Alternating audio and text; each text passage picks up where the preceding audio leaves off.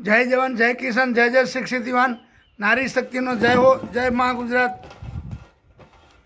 આજની વાત કરીએ તો નોઈડાની અંદર એરપોર્ટનું ઉદ્ઘાટન કરવા મોદીજી આવ્યા હતા અને મોદીજી એમ કીધું કે આ અમેરિકા, ઇઝરાયલ, ઈરાનના યુદ્ધમાં આપણે મજબૂતાઈ રાખવી પડશે અને નાગરિકોએ એક થઈને લડવું પડશે।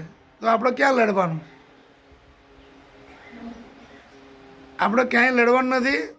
તમે પોતે એવું કહો છો કે 2-3 મહિના સુધી બધું જ આપણી જોડે ભર્યું છે અને દેશની અંદર બધા તમે કંઈ પણ ઉત્પાદન કરવું છે તો દેશમાં તમે બધી જગ્યાએ પેપરમાં આપો છો। હું નહીં કહેતો, પેપરમાં આવે કે ઉર્જાનો આટલો વધારો કરે, અહીંયા આના માટે આ કર્યું, આના માટે આ કર્યું, તો પછી આપણે કેમ બીજા દેશની આશા જ રાખવાની હોય? તમે કહો છો કે અમે આ ઉદ્ઘાટન કર્યું, અહીં આટલો પ્લાન્ટ નાખ્યો, ઉર્જા માટેનો આટલો ફંડ નાખ્યો, ઓઇલ માટે આ કર્યું, તેલ માટે આ કર્યું, તો પછી આપણે બીજા દેશની આશા ક્યાં રાખવાની?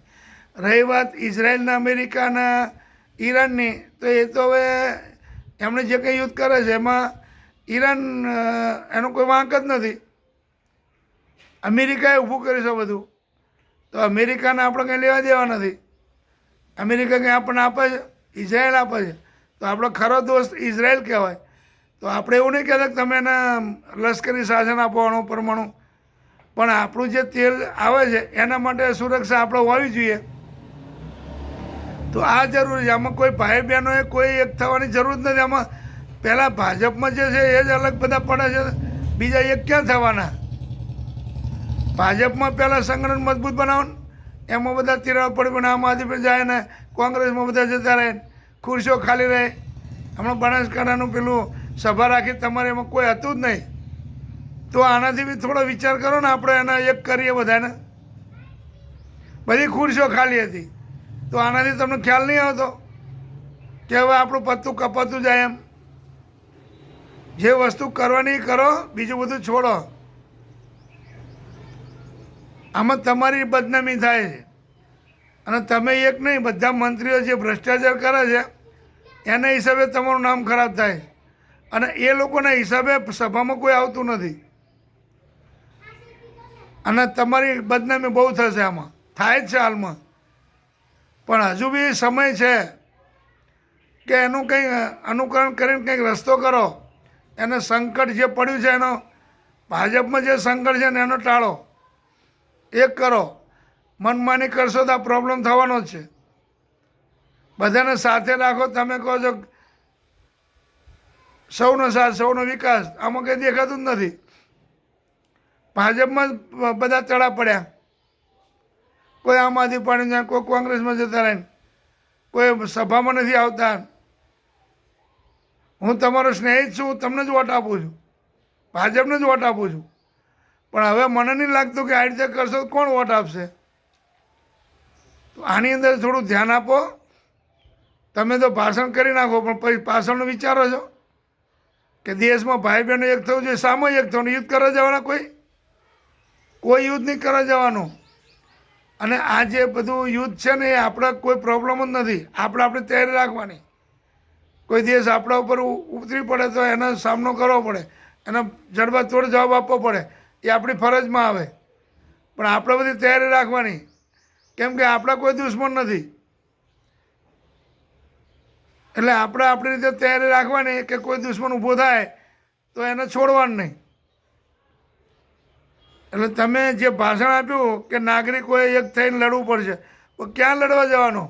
નાગરિક થોડા બંદૂકો લેવાના? એટલે અમુક ભાષણ તમે જે કરો ને એ વ્યાજબી નથી હોતું। વ્યાજબી એ રહેવાનું કે ભાઈ આ સંકટ છે, એમાં પેટ્રોલ ઓછું વાપરો, ગેસનું ઓછું વાપરો, બને ત્યાં સુધી બચત કરો, એમ કહેવાય। હવે તમે વડાપ્રધાન, મારે શું તમને કહેવું? હકીકતમાં આ કહેવાની જરૂર હતી કે હમણાં થોડું સંકટ સમયે ગેસ ઓછો વાપરો, પેટ્રોલ ઓછું વાપરો, ઓઇલ ઓછું વાપરો, ડીઝલ ઓછું વાપરો, એમાં કંટ્રોલ રાખો, આ બધું કહેવાય। બસ તમે પોતે એવું કહે છે કે આપણે આટલા અહીંયા ઉર્જાનું આટલું એ કરી નાખ્યું, મોટા મોટા પ્લાન્ટ નાખ્યા, તમે બધા ઉદ્ઘાટન કરો છો, તો હજુ ક્યાંય થયા જ નથી? ઓઇલના, પેટ્રોલના, ઉર્જાના તમે તો ઘણા બધા ઉદ્ઘાટનો કર્યા છે, તો હજુ કોઈ તૈયાર જ નથી થયું કે આ બધો પ્રોબ્લેમ ઊભા થાય.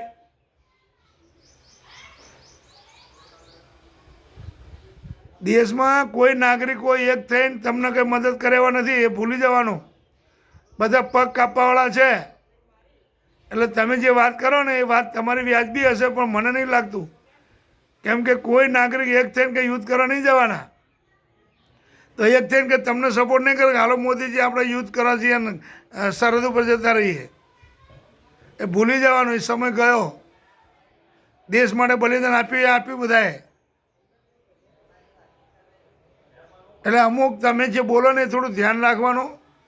તમે પહેલાં બી ભાષણ કર્યું તો ચોરી લેકે નીકળ જાયંગે, એમ તો ફકીરે, એ તમારા મોઢે શબ્દ ના શોભે, કે તમે વડાપ્રધાન છો દેશના. એ જ વસ્તુ તમે જુઓ, કોંગ્રેસમાંથી જે રાહુલ ગાંધી, ઇન્દિરા ગાંધી કેવા કેવા વચનો આપ્યા હતા કે દેશ માટે અમે લોહી, એક એક ખૂન, એક એક બૂંદ અમે દેશ માટે આપીશું, અર્પણ કરીશું. તો અર્પણ કર્યું. તો એવા શબ્દો વાપરો કે દેશ તમને મદદરૂપ થાય, એકતામાં તમને બધી રીતે મદદરૂપ થાય, એવા શબ્દો વાપરો. ભલે કરો કે ના કરો એક બાજુ રહ્યું વાત, પણ એવા શબ્દો વાપરો કે તમને બધા મદદરૂપ થાય. તમે એમ કહો હમ ફકીરે ઝોલી લેકે નીકળ જાયંગે, તો કોણ એ થશે? કોણ મદદ કરશે તમને? તો વિચારો. એટલે કોઈ પણ જગ્યાએ ભાષણ કરો ત્યારે જોઈ વિચારીને કરો અને સાચું કરો, તો એમાં તમને સપોર્ટ મળશે ને અમને હિંમત આવશે. હવે તમે આવું કહી દો કે આમ તો ઝોલી લેકે નીકળ જાયંગે, નીકળ પડેંગે, તો કોણ સપોર્ટ કરશે? અમને તો લોકો એમ જ કહે કે લો તમારા વડાપ્રધાને તો ઝોલી લઈને નીકળી જવાનું કીધું, એટલે અમારે એટલું જ ગાલવાનું આવે ને. એટલે થોડું ધ્યાન રાખો, જે કંઈ કરો એ ભાષણ કરતાં પહેલાં પોતે વિચારો શું બોલવું એ. આમાં આખા દેશમાં નામ ખરાબ થાય તમારું. પાર્ટી તો ખરાબ થઈ જ ગઈ છે, કેમ કે મંત્રીઓ બધા જ્યાં જુઓ ત્યાં ભ્રષ્ટાચાર. તમારી એક ઇજ્જત છે એ જવાની. ચોરી લેકે નીકળ જાઓગે, જબરું કહેવાય તમારું ભાષણ. જય જવાન, જય કિસાન, જય જય શિક્ષિત યુવાન, નારી શક્તિનો જય હો, જય મા ગુજરાત.